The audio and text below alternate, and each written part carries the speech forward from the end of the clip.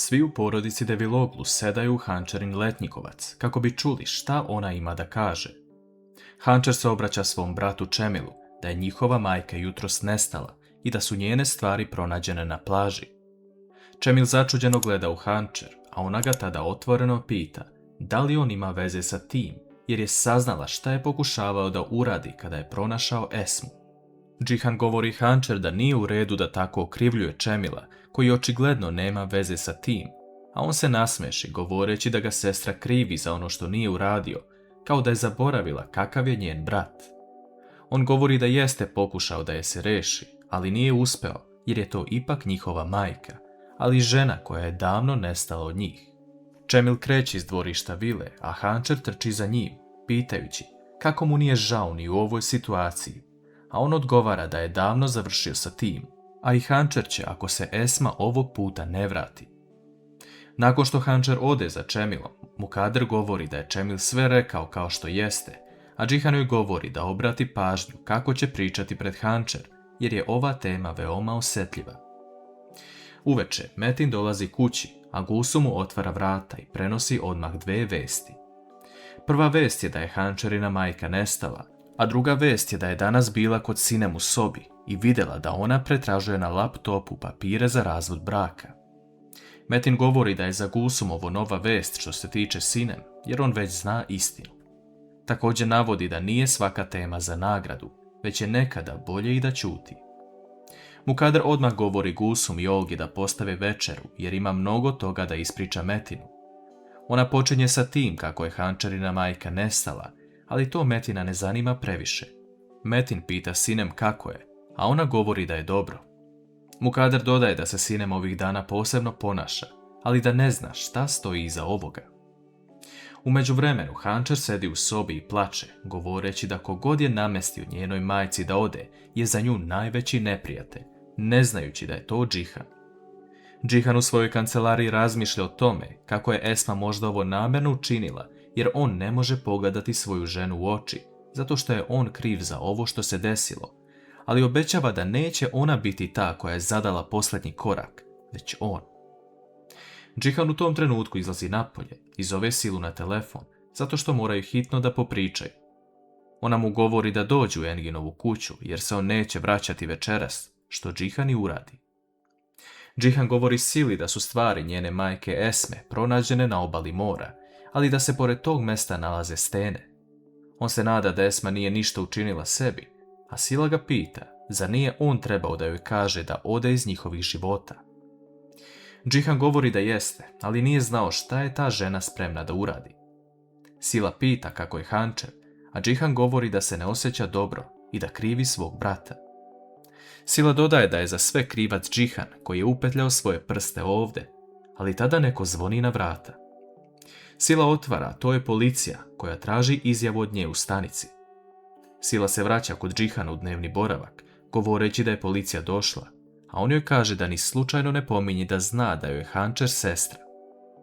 Sila odlazi u policijsku stanicu i komesar ispituje da li zna da ima sestru i da li postoji osoba koja je bila Esmin protivnik ili neko ko bi joj naneo zlo.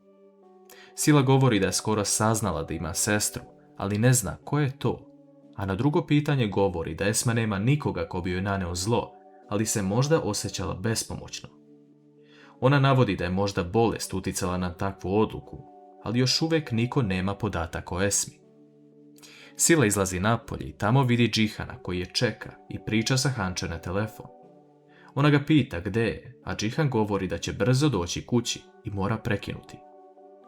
Džihan tada pita Silu šta je rekla policiji, a ona govori da nije ništa, ali ne zna kako će Džihan sakriti od Hančer istinu kada joj policija kaže ko je njena sestra. Džihan govori da se ne brine za to, ali da Sili ništa ne veruje i ako misli da pobegne ili da ga izda, neka bude sigurna da će je pronaći. U vili, Metin je u Mineinu sobi i uspavljuje. Sinem se pojavljuje na vratima, pitajući ga da li mogu sutra zajedno odvesti Mine na jedan događaj, na šta on odgovara da mogu.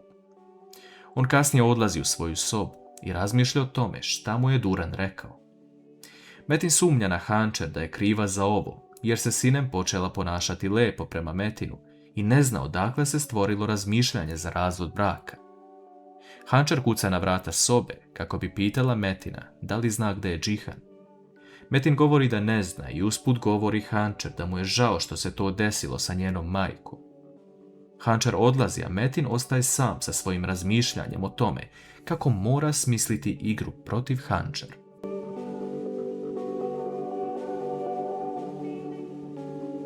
Čemil se vraća kući kasno uveče, a Gulsum ga dočekuje i želi nešto da mu predloži, dok to Olga sluša.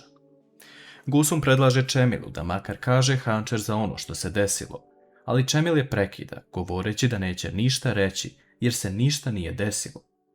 On je samo tražio tabletu protiv bolova u glavi, a posle toga se ne sjeća ničega. Nakon što to čuje, Olga govori u sebi da mora zadati posljednju stvar koja će promijeniti ovu situaciju. Džihan odlazi kod Hančer u sobu, a ona ga pita gdje je bio ovako kasno, jer se mnogo zabrinula i da joj kaže ako je nešto saznao. Džihan zagrli Hančer, govoreći da je samo otišao da provjeri da li su pronašli neke tragove, ali još uvijek ništa ne znaju. Sutradan ujutru Džihan se budi i vidi Hančer kako gleda u sliku nje i brata. On joj govori da Čemil nije ništa kriv i da ga ne osuđuje za ovo što se desilo, jer Hančer sama sebe uništava sa ovakvim razmišljanjem. Džihan kreće na posao, Hančer ga ispraća na lep način, dok to sve gleda Metin. Nakon što Džihan ode, Metin prilazi Hančer, pitajući da li ima novosti o njenoj majci, a ona govori da nema. Metin dodaje da mu kaže ako treba neka pomoć, jer su ipak porodica, a Hančer se zahvaljuje i odlazi. Metin se okreće i govori u sebi da će Hančer tek vidjeti kako je ostati bez voljene osobe, kao što ona njemu pokušava da uradi. Po dolasku u firmu, Džihan vidi Engina u kancelariji i njih dvojica ulazi u priču o tome šta se dešava. Vidimo da se led između dva najbolja prijatelja otopio. Džihan se poverava Enginu da je morao svoju budućnost da prepusti silinoj milosti, a Engin ustaje i stavlja mu ruku na rame, govoreći da ako može da pomogne, tu je za njega. Beren prekida ovaj razgovor tako što ulazi u kancelariju, a Džihan izlazi da popriča sa njom nasamo. Beren zanima šta se desilo, pa je Džihan odlučio da otopi led između sebe i Engina, a on govori da Engin prolazi kroz težak period jer se razvodi od Cile. U vili gledamo jednu smešnu situaciju. Naime, Olga prilazi Mukader i govori da ima jedan veliki problem. Mukader misli da Olga želi povišicu, ali Olga joj govori da svi misle da je Čemil kriv za to što se desilo Hančerinoj majci, ali nije, jer je bio u njenoj sobi to veče. Mukader ne može da veruje šta čuje, a Olga joj govori da se njih dvoje vole i da žele da stanu na višu stepenicu u vezi. Mukader pita šta Derja misli o tome, ali u tom trenutku se pojavljuje Hančer, koju je Čemil odvratio da ne ide kod Derje kako ne bi video šta joj je. Hančer govori da je Derja bolesna, ali da joj niko ne da da priđe. Olga daje Mukader ključ od Hančerine kuće kako bi Mukader vidjela šta se to desilo sa Derjom. Mukader odlazi u Hančerinu kuću, a tamo zatiče Derju koja još uvijek peva istu pesmu. Mukader govori pred njom da će se uskoro tarasiti Čemila, ali da je Derja sljedeća na redu. Da li će ovo biti dovoljno da Derja čuje i dođe sebi?